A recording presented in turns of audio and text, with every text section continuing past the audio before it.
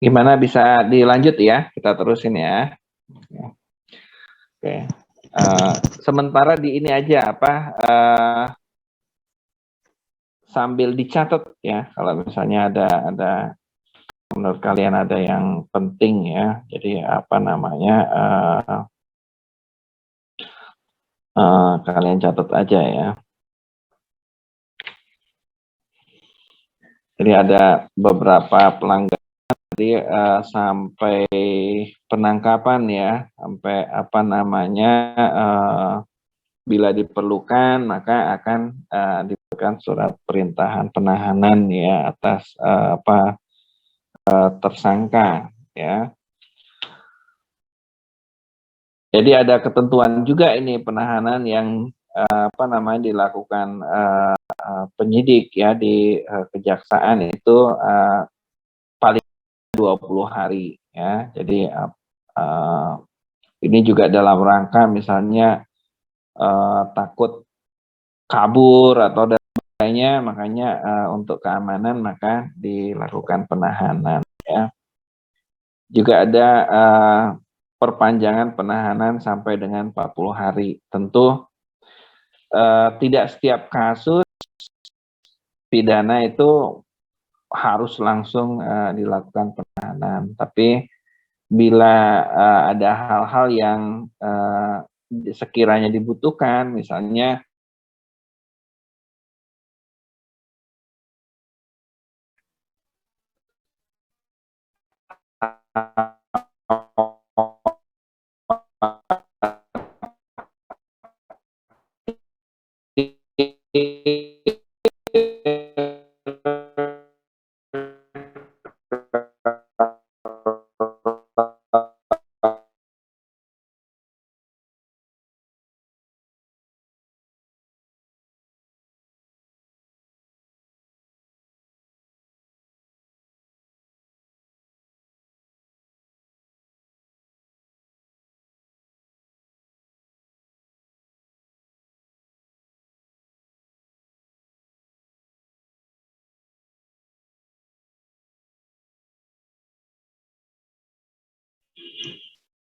tadi maaf itu sinyal ya mungkin.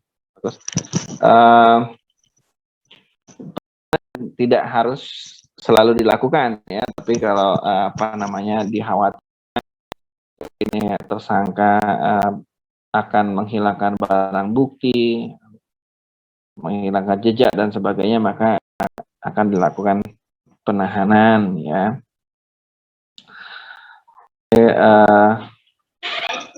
Waalaikumsalam ya Bu ya.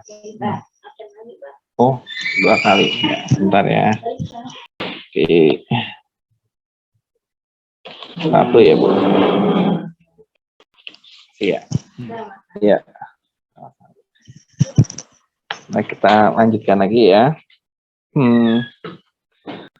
Karena ini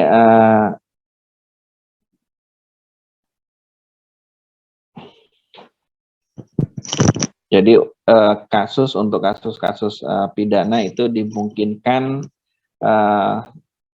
pihak yang digugat ini atau terlapor atau tersangka ini penahanan selagi kasus itu berjalan ya. Jadi tidak harus penahanan itu tunggu sampai selesai pengadilan ya. Tentu penahanan bila telah putus perkara atau punya keputusan dengan kekuatan hukum yang mengikat atau inkrah, di sini penahanan yang dilakukan sebelum keputusan itu keluar maka dijadikan potongan masa tahanan. Artinya si terdakwa ya juga tidak dirugikan ya.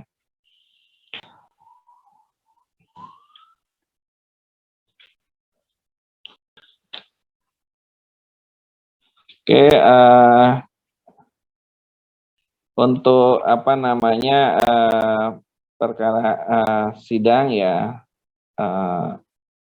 sama ya, ada pembacaan tuntutan ya, ada juga pembacaan apabila ada pembelaan ya dari si terdakwa ya, juga ada tanggapan ya dari jaksa, dan juga tanggapan dari pihak atau dari terdakwa atau pihak kuasa hukumnya juga ada, dan akhirnya ditimbang oleh majelis hakim dan diputuskan ya, tentu berdasarkan peraturan perundangan dan fakta-fakta yang terungkap di persidangan. Oke, itu aja, dan tentunya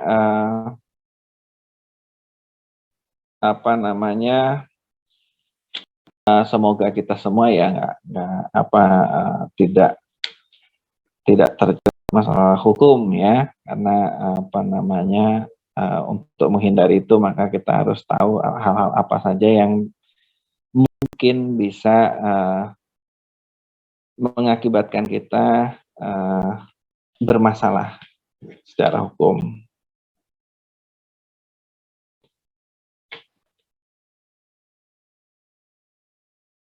Baik, itu aja yang Bapak sampaikan untuk semacam pengantar ya, atau untuk materi ketentuan pidana dan perdata hukum kesehatan ya. Tentu nanti materi yang PowerPoint yang sudah dibuat mudah-mudahan tidak hilang, sehingga Bapak nggak perlu buat ulang ya. Tentunya peraturan perundang-undangan ini mengacu pada aturan-aturan yang ada baik di Undang-Undang Kesehatan, Tenaga Kesehatan, praktek kedokteran, rumah sakit ya, tentang hak konsumen ya, juga ada beberapa aturan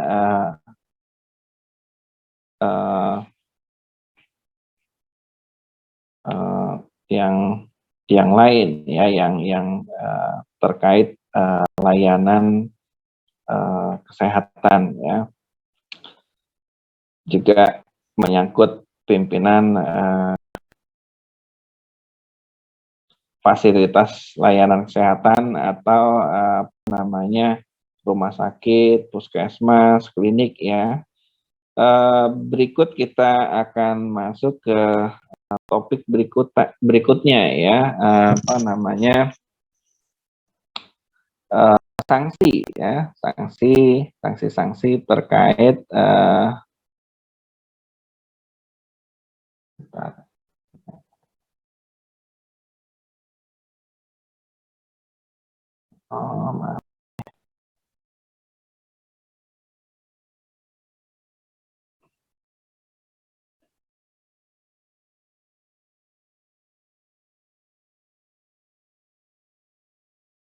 sanksi-sanksi terkait pelanggaran hukum ya.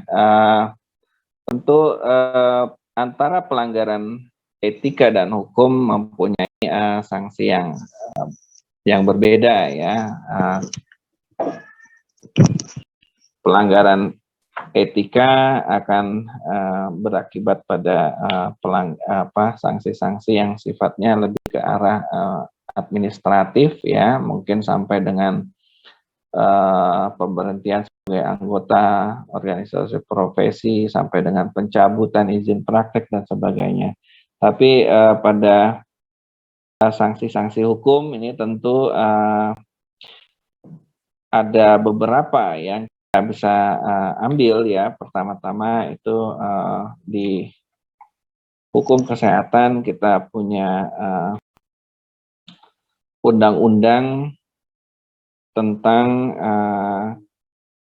kesehatan ya. Undang-undang tentang kesehatan sendiri memuat beberapa sanksi-sanksi ya, sanksi-sanksi ketentuan pidana ya. Yang pertama adalah pimpinan pasal 190 ya, pimpinan fasilitas layanan kesehatan dan atau tenaga kesehatan yang melakukan praktek atau pekerjaan pada fasilitas layanan kesehatan yang dengan sengaja tidak memberikan pertolongan pertama terhadap pasien yang dalam keadaan gawat darurat sebagaimana dimaksud pasal 32 ayat 2, pasal 85 ayat 2, dipidana dengan pidana penjara paling lama 2 tahun dan denda paling banyak 200 juta rupiah. Nah, ini yang ketentuan pidana ya yang mengatur ya dari menolak pasien dalam kondisi darurat. Jadi pada saat kondisi darurat ya, misalnya ada kecelakaan, itu tidak boleh ya, dilarang untuk menolak pasien ya, tidak memberikan pertolongan, itu kena ketentuan pidana. Tentu kita tahu ketentuan pidana di sini bisa berakibat pada sanksi berupa denda ya, paling banyak 200 juta atau paling lama tahanan 2 tahun. Lalu dalam undang-undang ini juga ada dalam hal perbuatan yang tadi ya, tidak memberikan pertolongan pertama pada pasien gawat darurat ya, bila mengakibatkan kejadian cacat atau meninggal ya, atau kematian, maka pimpinan Fasyankes atau nakes tersebut dipidana dengan penjara paling lama 10 tahun dan denda paling banyak 1 miliar ya. Ngeri ya aturannya ya. Jadi kalau ada UGD tiba-tiba nolak gitu, tidak memberi, wah saya nggak mau tuh. Nah ini begitu pasiennya ternyata akibat dari penolakan dia itu berakibat pada kematian atau kecacatan ya, maka nakes atau pimpinan Fasyankes tersebut bisa dikenakan sanksi pidana 1 miliar dan 10 tahun penjara. Tentu ini nilai maksimal ya. Dan ini juga ada contoh lagi pasal 191, setiap orang yang tanpa izin melakukan praktek layanan kestrat ya, mengakibatkan kerugian harta benda, luka berat atau kematian yang tanpa izin ya, ini akan dipidana paling lama 1 tahun dan denda paling banyak 100 juta. Kita punya banyak ya ketentuan pidana yang nanti mudah-mudahan bisa nanti Bapak share materinya. Ini Bapak bacakan aja beberapa ya yang terkait yang umum yang sering kita temui ya. Ini juga dengar gosipnya ya, bukan setiap orang yang sengaja memperjualbelikan darah dengan dalih apapun, ini juga dimaksud dalam pasal 90 ayat 3, dipidana dengan penjara paling lama 5 tahun dan denda paling banyak 500 juta rupiah. Ini juga sering kita dengar, kalau butuh darah mesti nebus kantongnya atau apa dan sebagainya. Ini sebetulnya melanggar ketentuan pidana ya di undang-undang tentang kesehatan. Apalagi yang sering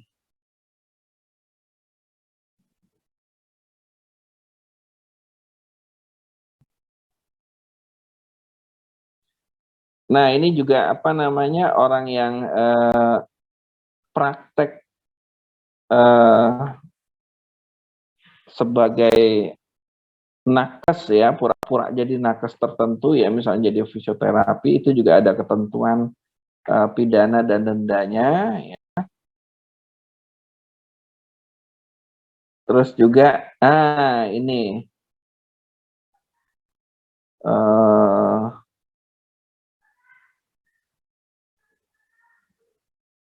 setiap orang yang pasal 199 ya ayat 2 ya, setiap orang yang sengaja melanggar kawasan tanpa rokok, nah ini artinya merokok di wilayah yang apa namanya dilarang ya, tempat-tempat umum dan sebagainya.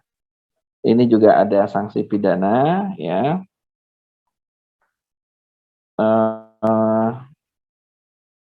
Termasuk setiap orang yang sengaja mengalami program ASI eksklusif, ini juga bisa dipidana penjara 1 tahun dan paling banyak 100 juta rupiah. Nah, ini contoh-contoh apa namanya